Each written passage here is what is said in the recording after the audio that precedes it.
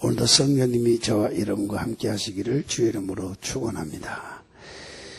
공자가 제자들을 데리고 길을 걸어가는데 길 한복판에서 똥을 누는 어린아이가 있었어요. 그런데 그 똥을 누는 어린아이를 못 본 채 하고 그냥 스쳐 지나갔어요.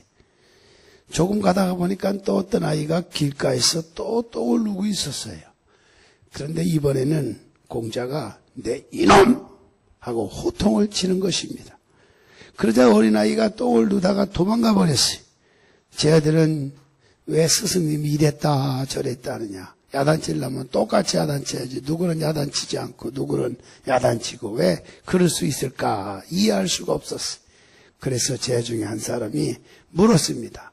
어찌해서 그렇게 했습니까? 라고 하니까 스승이 하는 말이, 공자가 하는 말이, 아까 그 한복판에서 똥을 누는 아이는 아주 양심이 없는, 희망이라고 하는 것은 전혀 보이지 않는 그런 아이이기 때문에 아무 말하지 않았지만 길가에서 똥을 누는 아이는 그래도 뭔가 양심이 있어 보여서 야단을 쳤다 하는 것입니다. 사실 여러분은 어떤 사람입니까? 옆 사람 인사합시다. 양심이 있는 사람이십니까? 양심이 없는 사람입니까? 물어봅시다. 서로 물어봐요, 서로. 양심이 있는 사람입니까? 없는 사람입니까? 세상 말로 싹이 노랗습니까? 싹이 파랗습니까? 묻는 그런 질문과 똑같겠죠. 제가 아는 목사님 중에 영적인 은사도 많고 금식도 한 그 목사님 계셨습니다. 어느 날 성경 공부를 하는데 어떤 분이 말씀을 못 받아들인 걸 보고 일주일을 단식하면서 성경 공부를 했습니다. 그러자 그 성도가 은혜를 받고 변화됐습니다. 그런데 목사님이 건강에 갑자기 어려움이 닥쳐오자 목회를 할 수 있을지 할 수 없을지 모를 정도로 심각해졌습니다. 교인들이 배신을 했습니다. 이제는 건강한 목회자를 원한다. 여러분, 제가 몸이 안 좋아서 쓰러질 지경에 이르면 어떻게 하시겠습니까? 장 목사 내치겠습니까? 아니면 나을 수 있도록 물신양면으로 도와주면서 기도해 주시겠습니까? 눈빛 보면 저는 알아요.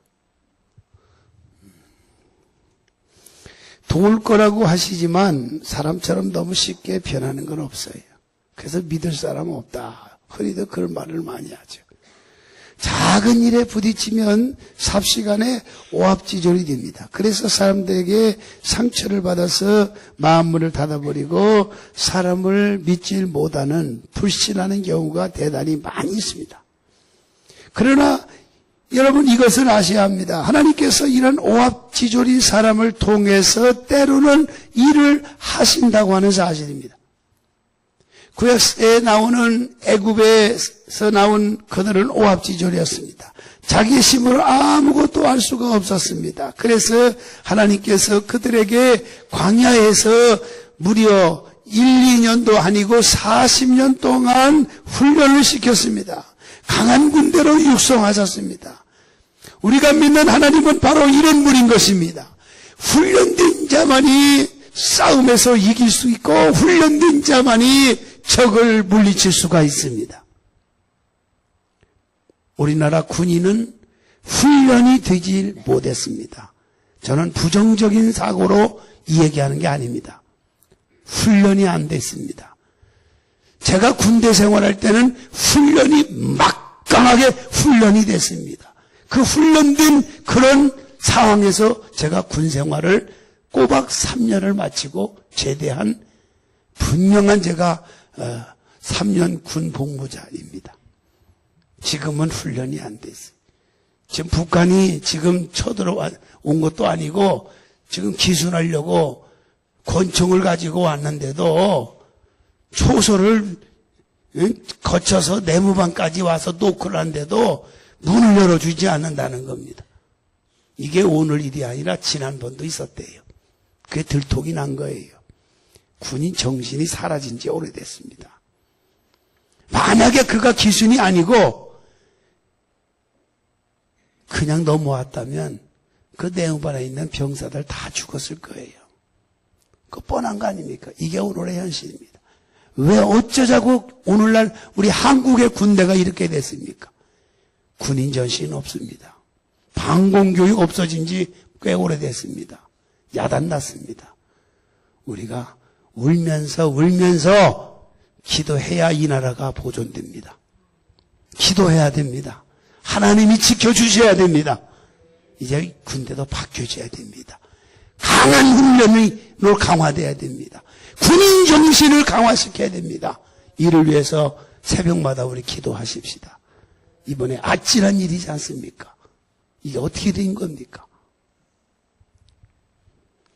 저는 참으로 큰일 났다는 생각이 들어요.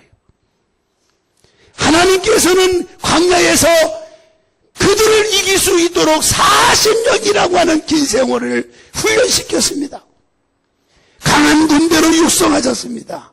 우리가 믿는 하나님은 바로 이런 분인 것입니다.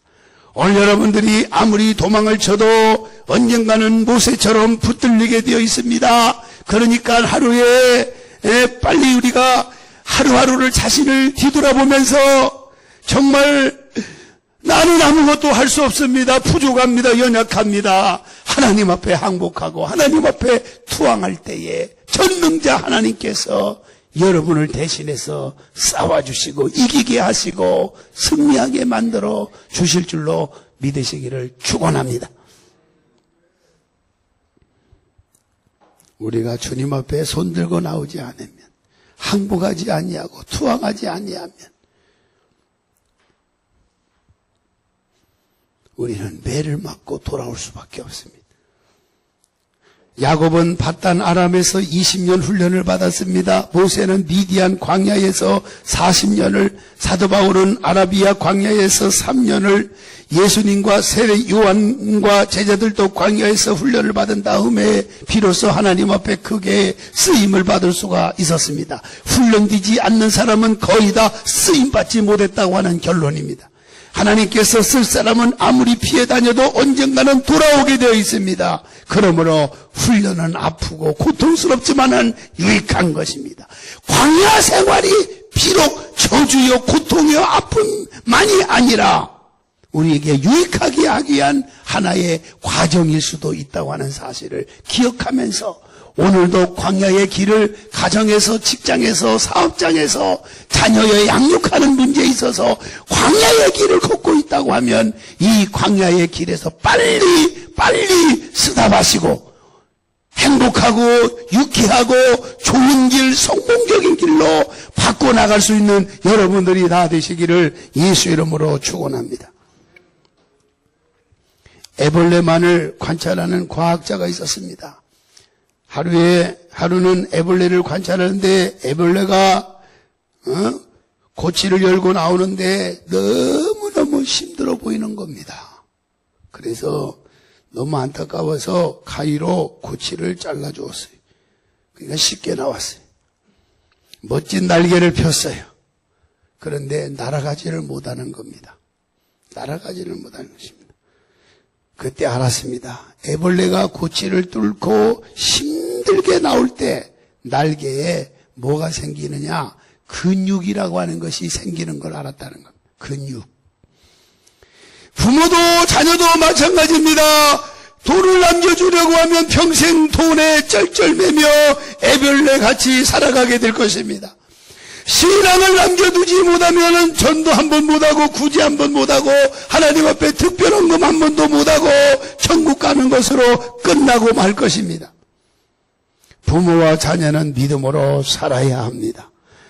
부모님은 자녀에게 믿음으로 광야에서 살아갈 수 있는 고통과 아픔과 고난의 길을 걸어서 헤쳐나가서 승리의 길로 갈 수 있는 길을 가르쳐줘야 된다, 그런 말이에요.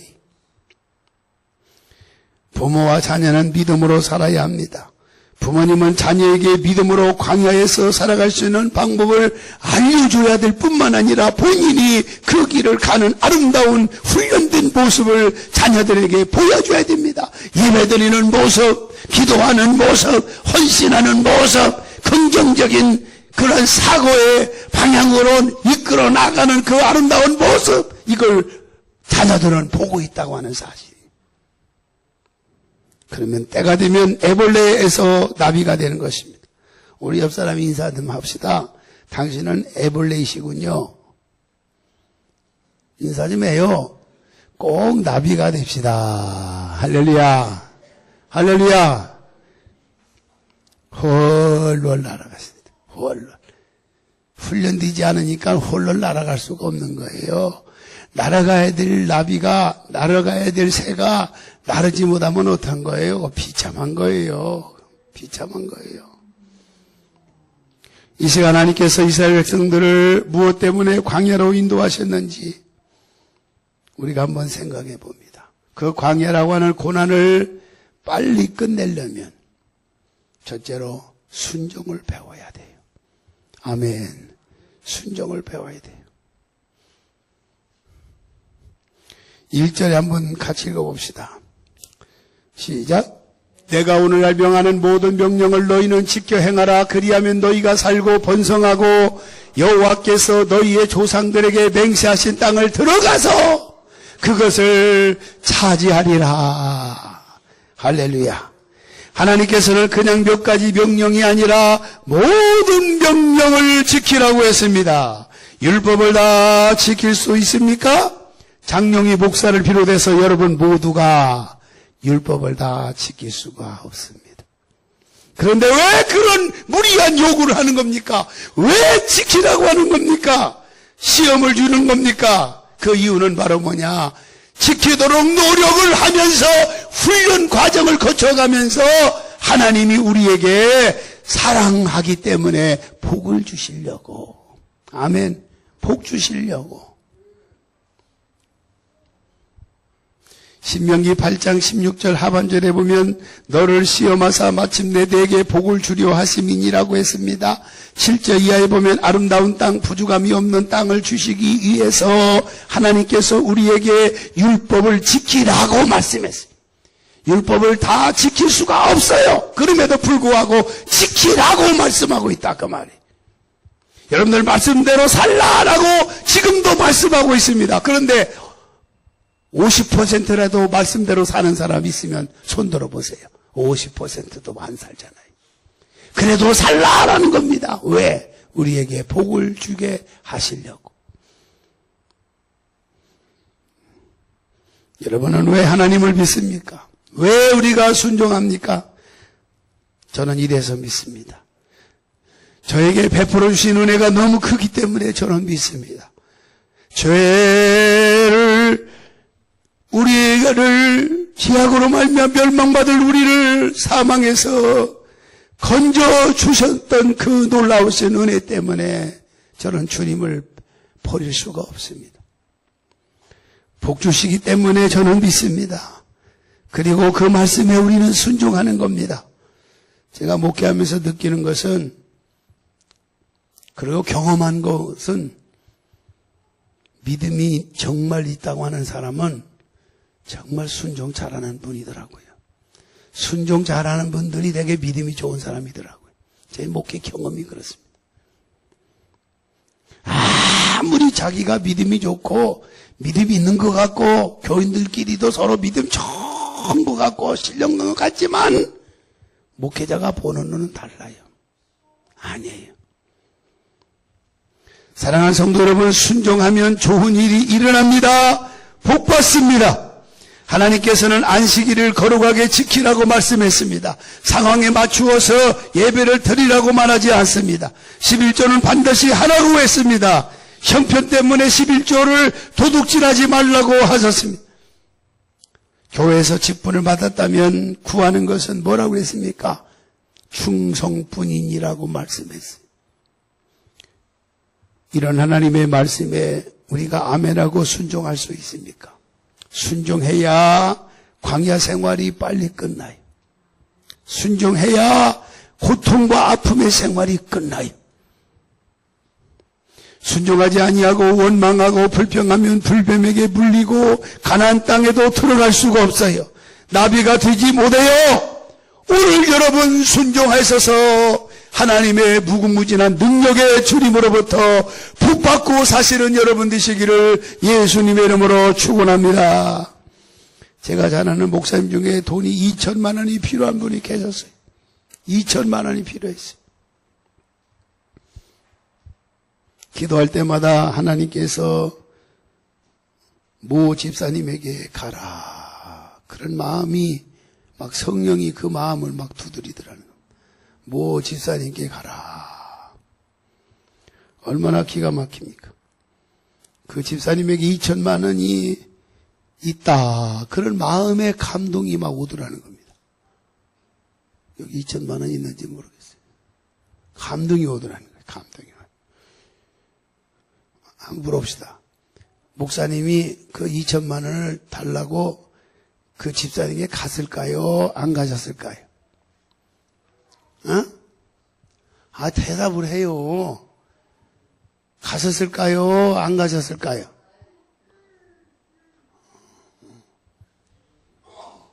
애기가 대답하네. 못 가셨을 거라고.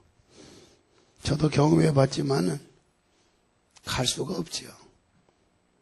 여러분들은 필요할 때 교인들 찾아가면서 서로 빌려달라고 하고 도움을 좀 달라고 하지만 목사가 필요할 때가 왜 없겠어요? 그렇다고 성도들 찾아갑니까? 못 찾아갑니다. 그럴 수가 없습니다. 그런데 마음속에 강 같은 평화가 막 찾아오더라는 겁니다. 그래서 찾아갔습니다. 자초지정을 말씀을 드렸더니 깜짝 놀라더라는 겁니다. 제게 2천만 원이 있는데 남편 사업이 잘 돼가지고 1년 전부터 남편이 현찰로 100만 원, 200만 원 이렇게 준 것이 2천만 원이 되었는데 어제가 바로 2천만 원이 되는 날이었다는 거예요. 어제가 바로 2천만 원이 되는 날이었다. 그날 밤 부부가 상의를 했어요. 어떻게 했을까요? 부부가 상의를 했어요. 그 얘기를 쭉 목사님 얘기하는데 상의를 했어요. 어떻게 했을까요?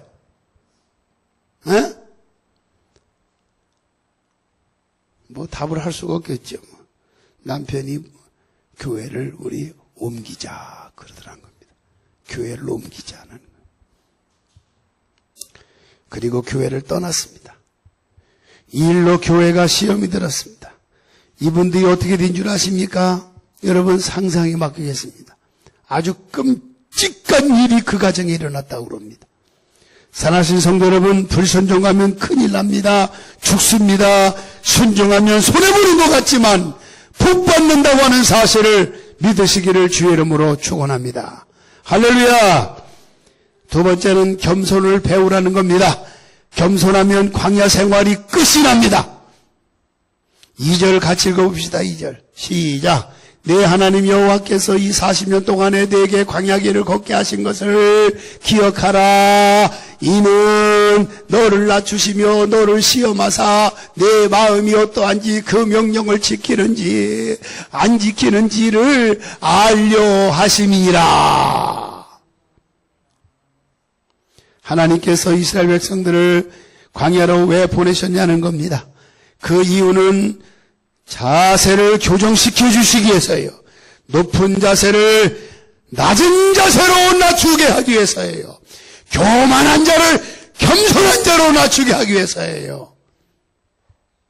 배웠다고 으쌰으쌰하는 사람을 밑바닥으로 낮추게 하시기 위해서 그런 거예요. 겸손을 배우라고 광야로 인도하셨다는 겁니다. 그러면 겸손이 뭡니까? 저는 교만한 사람이 제일 무서워요. 정말 무섭습니다. 교만한 사람과 가까이 하면 무서워요. 교만한 사람과 같이 일하면 정말 무서워요. 뒤에서 공격하기 때문에 그렇습니다. 앞에서는 예예합니다. 그런데 뒤에서는 딴소리합니다. 돈이 많아서 공부를 많이 해서 집안이 잘 돼서 교만한 게 아니에요. 많아도 교만할 수 있고 없어도 교만할 수 있어요. 교만은 자기 자아에서 나오는 것입니다. 겸손과 교만은 쉽게 정리할 수는 없지만은 방법이 있습니다. 그것은 바로 뭐냐? 그가 하나님 중심으로 사느냐, 하나님의 말씀의 중심으로 살지 않느냐. 여기에 교만과 겸손을 구분할 수가 있다고 보는 것입니다. 우리 13절, 14절도 한번 읽어봅시다. 우리 읽지는 않았지만은 같이 읽읍시다. 시작. 또 내 소와 양이 번성하며 내 은금이 증식되며 내 소유가 다 풍부하게 될 때에 내 마음이 교만하여 내 하나님 여호와를 잊어버릴까 염려하노라. 여호와는 너를 애굽 왕 종되었던 집에서 뭐하고? 이끌어내시고. 여러분, 언제 하나님을 잊어버립니까? 형통하고 문제가 없을 때입니다. 헌금을 조차 드릴 수 없을 때는 교만하지 않습니다. 은혜를 잊어버리지 않습니다. 야곱이 그랬잖아요. 아버지와 형을 속이고 바단 아람으로 도망칠 때에 베델에서 하나님께 도움을 청했습니다. 성전도 짓고 또 11조도 드리겠다고 서원했습니다. 그런데 먹고 살만하니까 새카맣게 잊어버렸습니다. 부해지면서 하나님의 은혜를 잊어버리고 말았다는 겁니다. 그래서 잘 나갈 때 조심하라는 얘기. 축복을 받을 때, 하나님이 사랑해 줄 때 조심하라는 얘기입니다. 야고보서 4장 6절에 보면 그러나 너는 더욱더 큰 은혜를 주시나니 그러므로 일러스되 하나님이 교만한 자를 물리치고 겸손한 자에게 뭘 준다? 은혜를 주시느니라고 말씀했어요. 교만한 사람을 하나님께서 왜 물리치십니까? 교만한 사람을 하나님이 왜 내치십니까? 은혜를 모르기 때문에 그렇습니다. 여러분, 은혜로운 성도입니까? 폐를 끼치는 성도입니까? 어떤 성도가 은혜로운 성도일까요? 말을 조심하는 성도예요. 우리 말 좀, 옆 사람 인사 좀 합시다. 우리 말 좀 조심합시다. 지금 따라서 옆 사람 인사할 때 하세요. 우리 말 좀 조심합시다. 근데요, 말도요, 해야 될 말이 있고요, 안 해야 될 말이 있어요. 그거 가려야 돼요. 해서는 안 될 말을 하는 사람이 있어요. 해야 될 말을 하는 사람, 하는데도 안 하는 사람이 있고요. 아이고, 죽겠네. 이건 해야 돼요, 안 해야 돼요? 에? 아이고, 죽겠네. 아이고, 죽겠네. 그러면 그 옆 사람 있는 사람도 다 죽습니다. 어? 아이고, 힘들어 죽겠다. 힘들다. 그러면, 아이고, 힘들다 하면은 그 옆 사람 있는 사람도 힘들어져요. 그거 이상하죠? 어? 아이고, 졸리다. 아이고, 졸리다 그러면 옆 사람도 졸려요. 그래서 운전할 때에 운전자가 아이고 졸려 그러면 얼렁 빨리빨리 서락해가지고 내리세요. 더 이상 타지 마세요. 옆 사람도 졸려. 그리고 옆 사람이 아이고 졸려 죽겠네 그러면은 운전자는 미치는 거예요. 운전자도 졸려요. 그래서 좀 졸린 듯한 사람 옆에 타면 나는 운전 안 해요. 나까지 졸아버려. 나까지. 말을 조심하는 것이 겸손이에요. 여러분, 문제가 생기고 여전히 힘든 것은 뭡니까? 겸손하지 못하기 때문에 그래요. 말을 조심하지 않기 때문에 그래요. 저는 이걸 확실하게 압니다. 저도 말을 조심한다고 하면서도 이 성질이 아주 그냥 급해가지고 말을 조심하지 못할 때가 있어서 아주 그냥 내가 그냥 입이 방정 맞아가지고 큰일 났어요. 저도 지금 큰일 났어. 지금 고치려고 아주 노력을 해. 아주 노력을 해. 그냥. 아유, 그래서 내가 그냥 계속 항상 야단을 많이 맞아요. 누구한테 그냥. 아주 야단 많이 맞아. 더 이상 야단 안 맞았으면 좋겠어요. 이 말이 나도 모르게 그냥 좀 참으면 되는데 그냥 나도 모르게 그냥. 아이고 그냥 이번 토요일 날 우리 장미아 지사님 아들이 결혼한대. 근데 우리 이따 광고할 텐데 지금 설교 중에 지금 뭐 미리 해버리네 그냥. 조금 늦게 해도 되는데. 할렐루야. 우리 남자 전사님 또 우리 또 총각인 걸 몰랐죠. 또 이번 또 11월 3일 날 또 장가간대요. 할렐루야. 뭐 그런 건 괜찮죠. 괜찮죠. 근데 좀 그런 건, 다른 건 해서는 안 될 말을 그냥 나도 모르게 그냥 해버리고. 그거 안 돼, 안 돼. 말 조심합시다. 아멘? 문제가 생기고 힘든 건 겸손하지 못하기 때문에, 말을 조심하지 못하기 때문에, 하나님보다 돈을 더 좋아하면 물질로 어려움을 줍니다. 하나님보다 교인을 더 사랑하면 교인에게 아픔을 줍니다. 하나님보다 자녀를 사랑하면 자녀에게 고통을 줍니다. 항상 그러므로 저와 여러분들이 겸손하시기를 바랍니다. 마지막 세 번째, 말씀으로 살 수 있다라고 하는 것을 배우는 겁니다. 광야를 통해서. 말씀으로만 살아야 되겠구나. 이걸 깨우쳐 주는 거예요. 광야 생활을 통해서. 그걸 알아차리면, 깨달으면 광야 생활은 스탑이에요. 끝이 끝. 여러분, 오늘 이 아침에 나온 여러분, 기나긴 광야 생활 이제 끝낼 수 있기를 주의 이름으로 축원합니다. 아멘. 우리 3절 같이 읽어봅시다. 3절 시작. 너를 낮추시며 너를 줄이게 하시며 또 너로 알지 못하며 내 조상들도 알지 못하던 만나를 내게 먹이신 것은 사람이 떡으로만 사는 것이 아니요 여호와 입에서 나오는 모든 말씀으로 사는 줄을 네가 알게 하려 하심이니라. 하나님께서는 이스라엘 백성들을 아무도 없는 광야로 인도하신 다음에 40년을 먹고 살게 하셨습니다. 정말 하루하루가 기적이었습니다. 오늘 본문은 이렇게 기록합니다. 4절 말씀에 이 40년 동안에 내 의복이 헤어지지 아니했고. 아멘. 여러분 생각해 보세요. 40년 동안의 의복이 헤어지지 아니했고. 이건 기적이죠.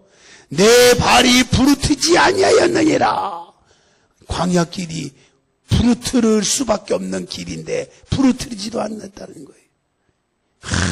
놀라운 일이죠. 하나님은 이런 분이에요. 우리가 믿는 하나님은 이런 분이에요. 다른 사람이 믿는 부처, 다른 사람이 믿는 마호메트, 다른 사람이 믿는 브라만, 이런 사람들은 그런 일이 없어요. 부르트가 고통스럽고 그래 기적이 없어요. 우리가 믿는 하나님만이 40년 동안에 의복이 헤어지지 아니하고 팔도 부르트지지 아니하고 그저 떡반지 그릇까지 복받고 아멘하면 더 크게 받는데 믿음대로 짐승 우양의 새끼까지 복받고 나가도 복받고 그냥 들어와도 복받고 그냥 할렐루야. 그런 역사가 일어난 줄로 믿습니다. 그래서 이스라엘 백성들은 하나님의 말씀으로 살면 살 수 있다. 이걸 가르쳐 준 거예요. 하나님께서 그들에게 알려주고 싶은 복음이 바로 그거예요. 제가 할 수 있는 것은 기도와 찬양밖에 없어요. 새벽에 기도합니다. 그러면 마음이 편안해져요. 하나님께서 하실 거라고 하는 확신이 들어요. 기도하면 된다. 기도와 찬양을 하면 힘이 생겨요. 말씀을 묵상하면 지혜가 생겨요. 이 방법밖에는 돌파구가 없어요. 다른 방법으로 하려고 노력해봐요. 소용없어요. 저와 여러분이 말씀대로 살기만 하면 두려움을 이길 수 있습니다. 힘든 광야 생활도 극복할 수 있습니다.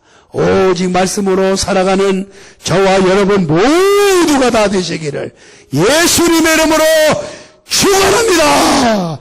기도하겠습니다. 하나님 아버지 감사합니다. 말씀대로 살면 광야 고난의 생활이 빨리 끝나는 걸 깨달았습니다. 순종을 배우게 하시고 겸손을 배우게 하여 주시옵소서. 말씀대로 살 수 있다고 하는 사실을 배우게 하여 주시옵소서. 섬길 줄 아는 믿음도 가지게 하여 주옵소서. 예수님의 이름으로 기도하옵나이다.